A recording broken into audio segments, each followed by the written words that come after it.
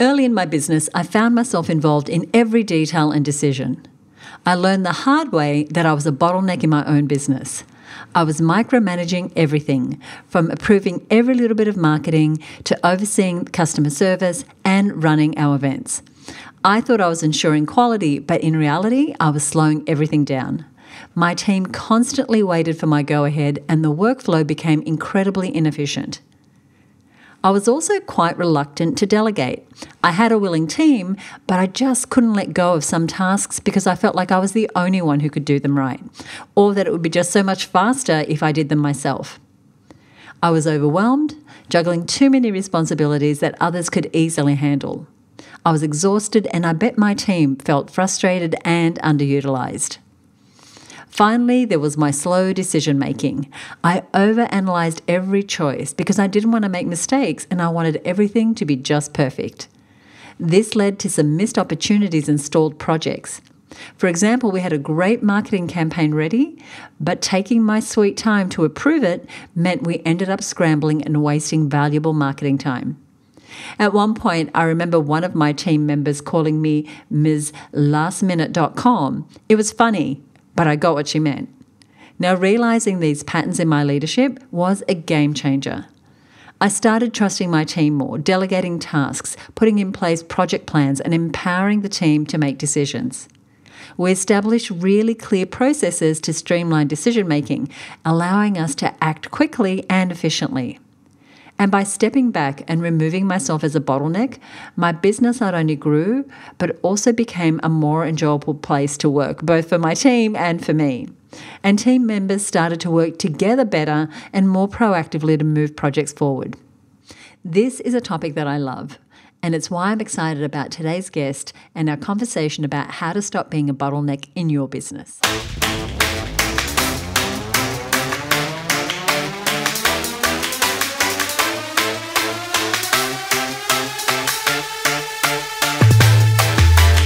Welcome to the HerBusiness Podcast, where we dive deep into the stories of women entrepreneurs making their mark.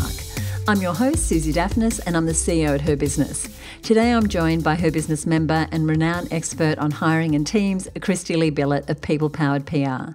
She has years of experience helping small business owners like you streamline their businesses and achieve remarkable growth. And she has seen firsthand just how detrimental bottlenecks can be to a business's success. Now, in this episode, she's going to share some valuable insights and practical strategies for recognizing and eliminating those bottlenecks, which lets your business flourish. Plus, we're going to look at one of the biggest challenges business owners face, and that's the tendency to micromanage. So if you've ever been that boss, and I know I have been, Kristy-Lee is going to walk you through why micromanaging is extremely bad for your business. And she gives away the secrets that are going to foster both autonomy and high performance within your team so that you can take a much needed step back. She's an incredible leader and teacher who herself has made the step to pivot from traditional revenue streams to build out a business that is her ideal business. You'll hear about that.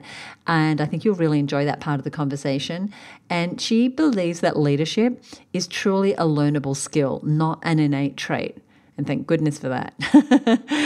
The good news is that she also shares that with practice and the right resources, you can become the type of leader that empowers your team to step into their roles and lead a successful business with confidence and clarity, getting yourself out of your own way. So let's jump into it.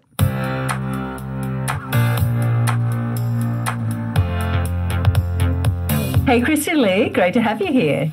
Susie, thanks so much for inviting me to be part of this. I'm really excited. I'm really excited about our topic today because we're both working with women every day who are growing and scaling their businesses, and growing a team in becoming a leader is such an important part to a thriving, sustainable business. So I wanted to start where most of us start, in that we can be very much at one with our business, have a deep emotional investment in our business. And I want to ask you, with all the experience that you have working with business owners, how do you feel that emotional investment in our business impacts our ability to be open to hiring team members and bringing other people into our world? It's such a great question, Susie. I think as business owners, as you said, we're so invested that our businesses are really an extension of ourselves and our lives and really form part of our being. And we tend to map that thinking across to our team. And really that can impact us in terms of we hire people and think that they are kind of part of our family, and try and treat them like part of our family. And I hear that so often from the business owners I work with. We also tend to hire people that are like us, because we, again, think we're surrounding ourselves with the right people in doing that. And on top of that, we tend to always want to see the best in people and think, well, we can make this work, and it's our responsibility as a business owner to look after this person just like it's our responsibility to look after our family.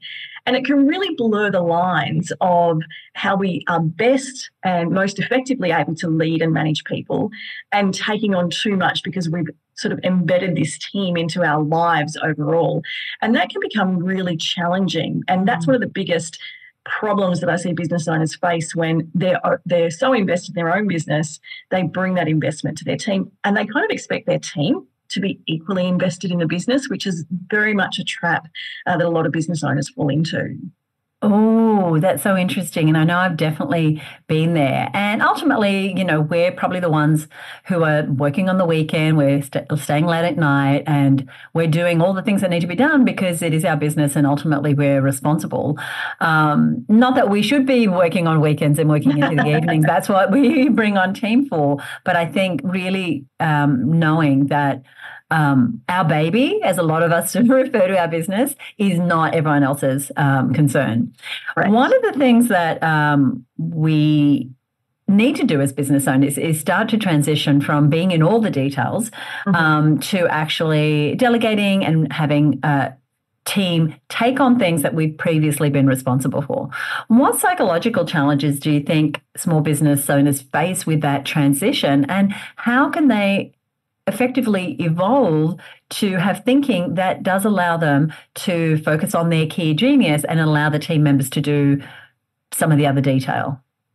Yeah, so many challenges. I think you've really touched on the right area here. They are psychological challenges that we're facing. They're not, operational challenges.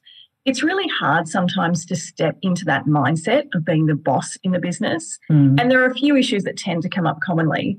Often as business owners and entrepreneurs, we are a certain type of individual. Often we're considered a type A personality or very, very strong-willed personality. And quite often also we are perfectionists who may or may not have some trust issues.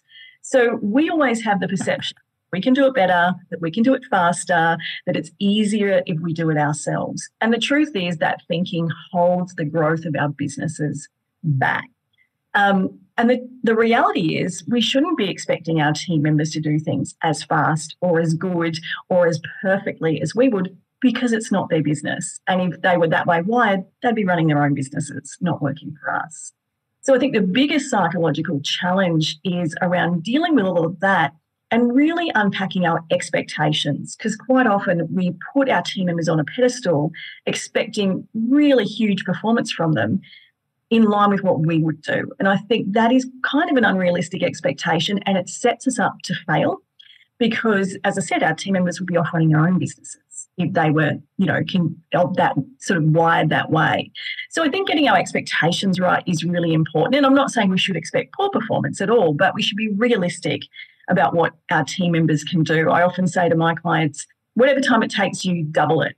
And that's not because it should take your team member double the time, but when they get the task done in less than double the time, you're really pleased, not disappointed that they were slower than you. So I think getting clear around those expectations and being realistic, and then putting in place strategies to learn to delegate and manage effectively. I agree with everything you're saying. And I think also there's another perspective that I think is important to table here. If I'm bringing on someone to do something that I'm not very good at, and so for me, many years in my business, it was, bookkeeping, anything to do with finances, sales, certain things, I expect them to be better than me. Because I have my strengths and I know what they are. And so when we do bring in team, we want them to have the skills that we don't have. I think that where we as leaders, and we're going to talk a little more about leadership, need to keep our finger on the pulse is to know what our outcome is for there, know what we want from that area of the business, and know enough to know that we know someone is performing well or not. We're not just abdicating because it's a black hole or a blind spot for us. Would you agree? Absolutely. I think this is where, when we're becoming leaders in our business, we tend to sort of yo-yo between what I call being the non-boss, which is, as you said, just totally abdicating all responsibility and authority, and being the micromanager and not giving anyone any control. We're still in charge of what we want the outcome to look like, but we need to delegate the responsibility to our team to get that deliverable done within the boundaries that we set. One of the things I know was challenging for me in the early years in my business is that I had not led a team before starting my own business. So when 2 or 3 years in, I had a small team, I was a leader for the first time. And I found it quite confronting, especially when I started to hire people who were older than me, more experienced than me, in roles that I just didn't know what to do with. And so there was probably other people who are listening or watching right now who are in that position. It's like, well, I didn't sign up to be a leader. I'm a creative, or I'm a great at, helping women with menopause, or I'm a great front row trainer, or I'm a great personal trainer, or I'm a great whatever it is. But leadership, I kind of didn't sign up for that. What are the pitfalls that we encounter when we don't embrace the CEO, the leadership role in our business? Yeah, it can be such a challenging sort of mindset shift that we have to make to step into that role. And it's something I'm really passionate about, because the truth is we don't invest enough time or energy into developing leadership skills across any areas of business, to be honest. And the good thing is, leadership is a skill anyone can learn. There's no, yes, some people are more natural leaders than others, but everyone can learn to be a leader. But in terms of the pitfalls we fall into, I think we really fall into a couple of key traps. One is that we play that non-boss role, because a lot of business owners feel like if they're giving instruction, direction, or delegating a task, they feel like they're being bossy, and that feels to them quite mean. So they step away and hope that the employee is reading their mind and is going to get the task done.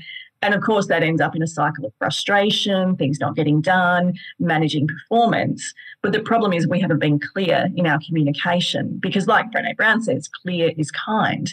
But in our sort of unwillingness to be direct and give communication, we're not being clear with our team. So they tend to swing between that non-boss, just abdicating that, or into micromanaging. And when we micromanage, we don't give our team members opportunity and permission to perform. We still want to control all of the things. And ultimately, when we do that, all we're doing is teaching our team members they're not allowed to think for themselves. They're not allowed to do anything for themselves without checking with us. And we become the constant bottleneck in our business, which again prohibits our growth. It absolutely does. And in my experience of managing a community of women who are growing and scaling businesses, you get to a point where you're just so burnt out. You're like this little shell of yourself, because you just haven't been willing to either step into the leadership role, get the skills that you're talking about, Kristy-Lee, or fully delegate, because we're struggling with this letting go of control. And so what recommendations do you have as far as how do I go to having a more autonomous and effective team when in the past perhaps I have been the bottleneck, I have been unwilling to let go of control, or it also looks like this, it's like, oh, well, it'll take me half the time to do it, so I'll just do it myself. Yeah, that's a common one. I'm much quicker at it. The truth is, when you're teaching a team member to do something, yes, it takes a little bit longer the first time whilst you're training them, maybe even the second and third time, but after that, it's off your plate. So, as they say, 80% done by someone else is better than 100% done by you. And you've really got to take on that mindset when it comes to your team, because as long as you want to hold on to all the things, again, you're stopping yourself from growing, your team from growing, and your business from growing. And I think as entrepreneurs and business owners, sometimes we wear a bit of a badge of honor about being busy and doing all the doing work. But the reality is that's stopping us from doing the real work that we are, in our zone of genius, that we are gifted to do, that only we can do. And the more busy work we're doing, the less of the real work we're getting done. So the more you can reframe it in your own mind to see that doing the busy work isn't the best use of your time, and that it is far better to use your team for that, and the opportunity that creates for you to do the work that's really important, I think it becomes easier to detach yourself from that busy work. I love that. And I know that, I have grown into that over years, but, your whole business is supporting women to get the right people on board, to keep them motivated, to get them producing results, but also in having the leader obtain the skills and the confidence to lead more. Hiring is, of course, an important part of growing a team. What are some of the most common mistakes that you've observed, and any tips for doing it differently so that we are getting the right people in the right seats at the right time, and building a fabulous team? Yeah, absolutely. It all starts with hiring. I have a saying that you can't outrun a bad hire. If you get the wrong person on the team at the wrong time, there ain't no turning back. You've got to absolutely get the hiring decision right. And then you can build everything else out from there. I think some of the common mistakes that we see people make is a lack of clarity about what the role actually looks like. And this sort of sounds counterintuitive. Business owners think, I know exactly what the role is. But if they don't invest some time in that planning phase to really analyse and look at what is the next role I need to hire for, what are the essential criteria, and not the laundry list of 1,000 things we are hopeful that someone's going to be able to do for us, but the really essential criteria. And getting that clarity about that role is the foundation piece that a lot of business owners skip over. They go straight to just trying to find the right person. But the truth is, unless we've got clarity about what the role looks like in detail, when we start to recruit, we go to the market without clarity and we end up looking for the wrong person because we're not clear on what we're looking for. And so we've got that clarity. That is the foundation piece. Then when we go to the marketplace and we place an ad or we start reaching out to our networks, we can be very explicit and very clear about what we're looking for. Who is this person? What do we need them to do? What are the outcomes we want to achieve? And so our recruitment becomes a lot more targeted and we get much better applicants to shortlist from. And of course, the flip side of that is you've then got to find the right person to fill that role.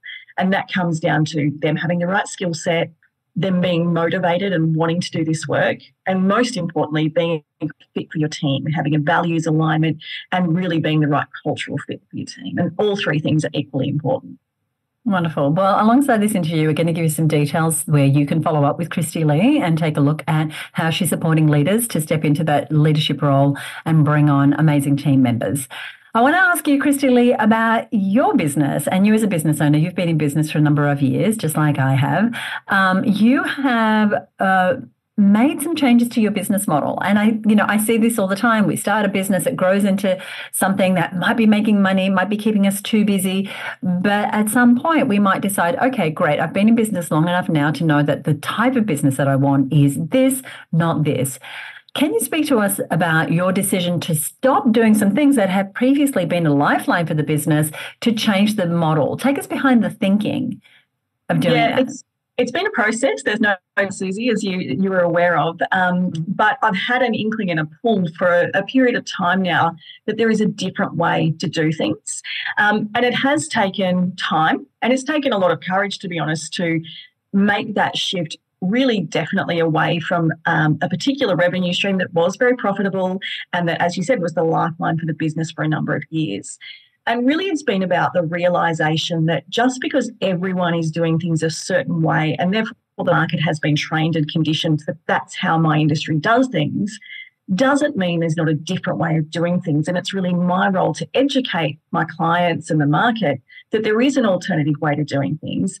And the alternative way actually empowers them a whole lot more to learn the skills they need so that they're not reliant on another provider to do things for them, but they have the skills and the knowledge and the expertise to be able to manage this themselves in the future. And it's been a real head shift for me to understand that just because this is how everyone has always done it doesn't mean there's not an alternative way. And maybe the alternative way for some businesses is better. And you say something really important. It took a mind shift for you to say, this is what everyone else is doing, but it's okay and safe for me to try something different because that's going to be more in alignment with the business that I want. As you, and you mentioned it takes courage, and I think it really does. It takes courage to go against the grain and to really build a business that is your heart's desire, that works for you. Where are you in that process? Are you now in the process of implementing the new model? Are you still deliberating, or are you like, this is happening?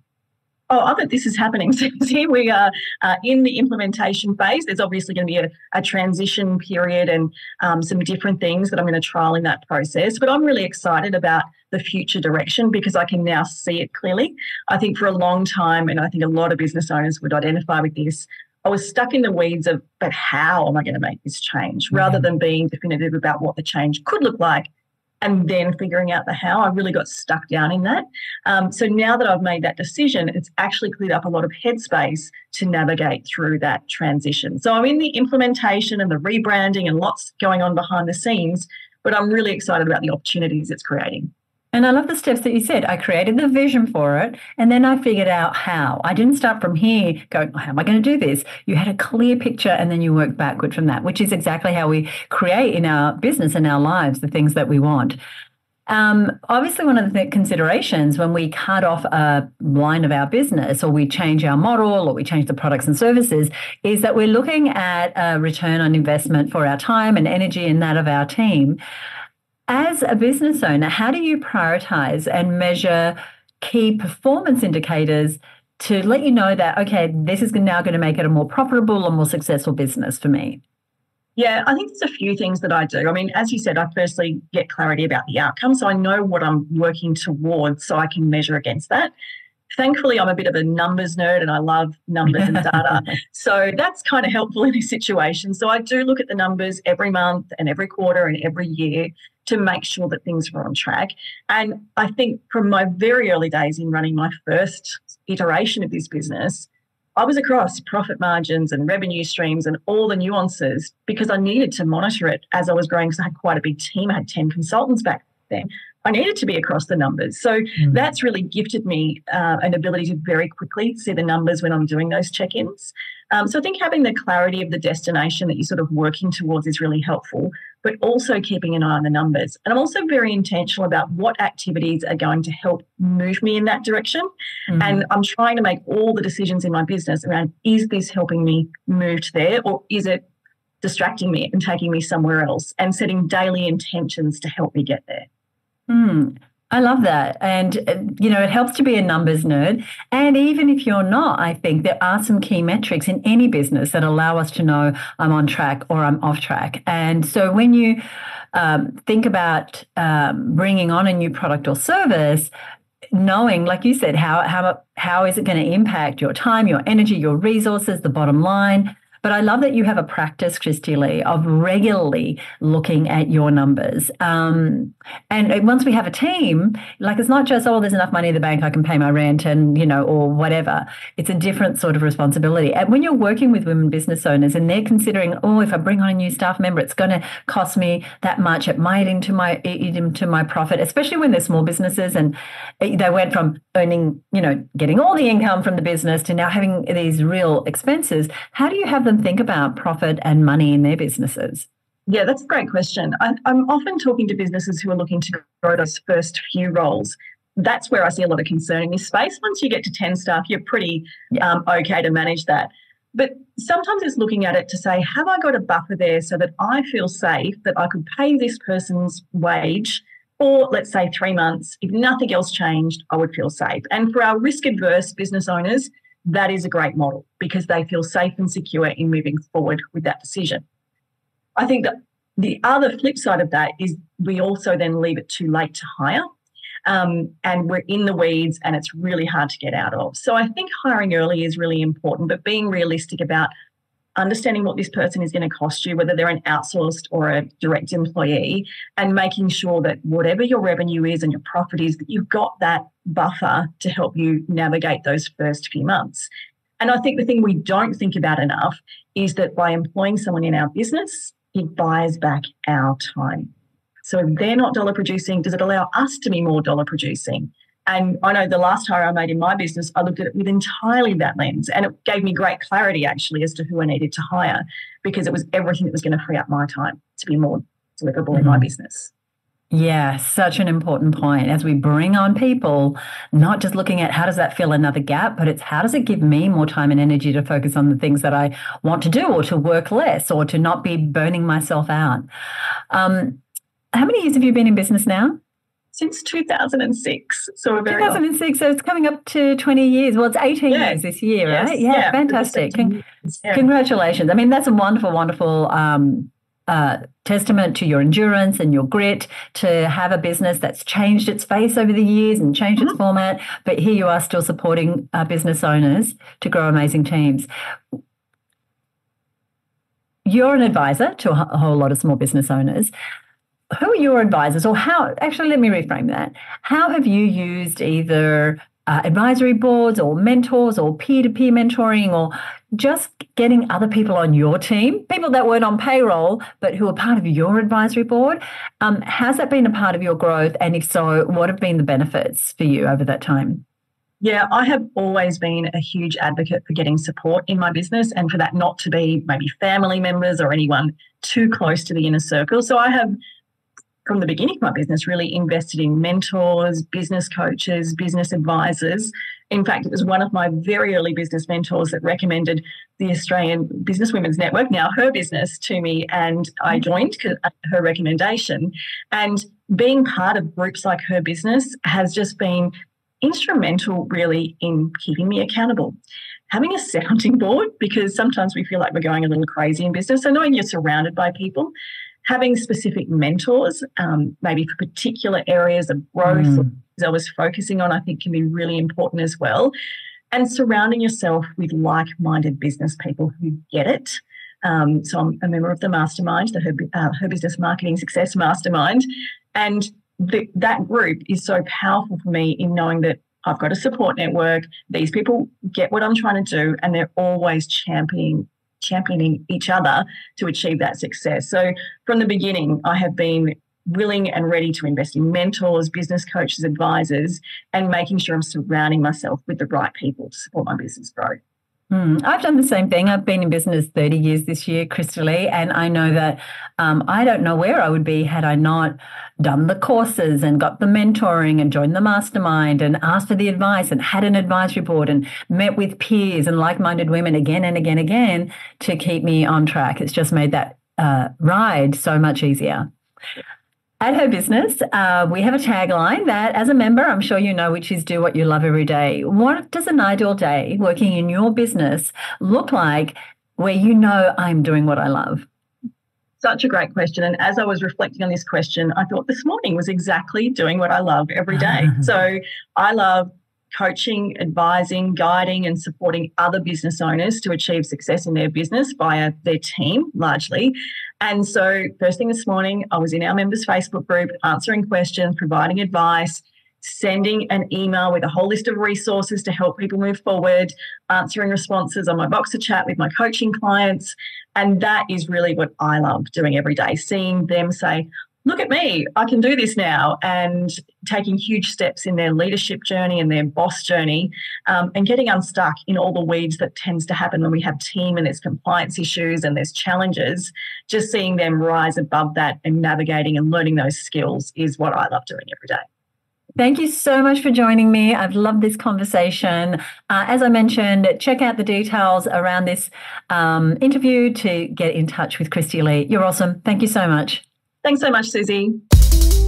I loved when Kristy-Lee said, you cannot outrun a bad hire. You get the wrong person on the team at the wrong time. There's no turning back. You got to absolutely get the hiring decision right.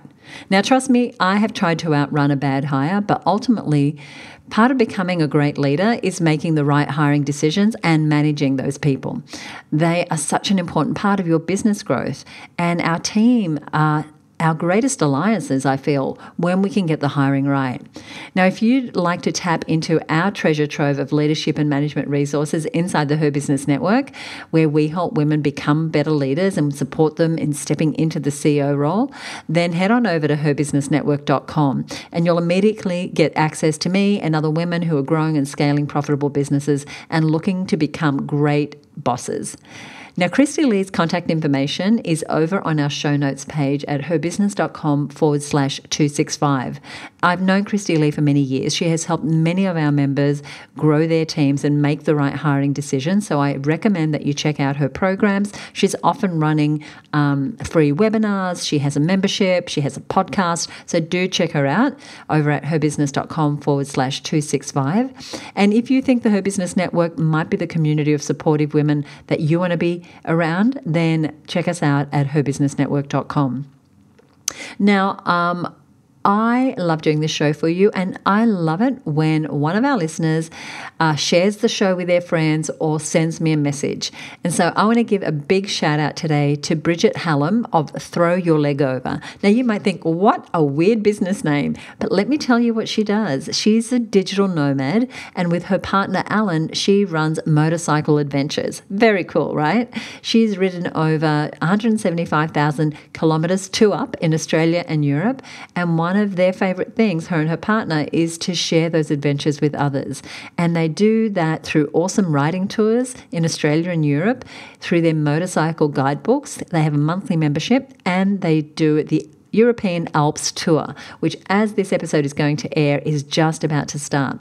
So you want to check them out at throwyourlegover.com. I'll also put a link in the show notes over at herbusiness.com/265. But what did Bridget say? She said, Susie is masterful in her understanding of issues faced by female entrepreneurs and gives us the gold in how to manage them. I press play on each episode of the Her Business podcast, knowing that I'm about to learn something useful to apply to our business. By the end, I either have clarity that I'm on the right track or a practical strategy to get on track, or both. Just priceless. Big thanks and big respect. 5 stars. Bridget, thank you so much. I really appreciate you listening, and I love that you're getting value from the show. So if you're a new listener, a couple of things. 1, subscribe to the show. We have new episodes coming out every week. 2, check out the Her Business Network. That's where the magic happens, where I work closely with women business owners like Bridget to help them grow their business. Now, if you have any questions, you can email me at podcast@herbusiness.com. As I said, if you're new to the show, be sure to subscribe and join me next time right here on the Her Business Podcast. Bye for now.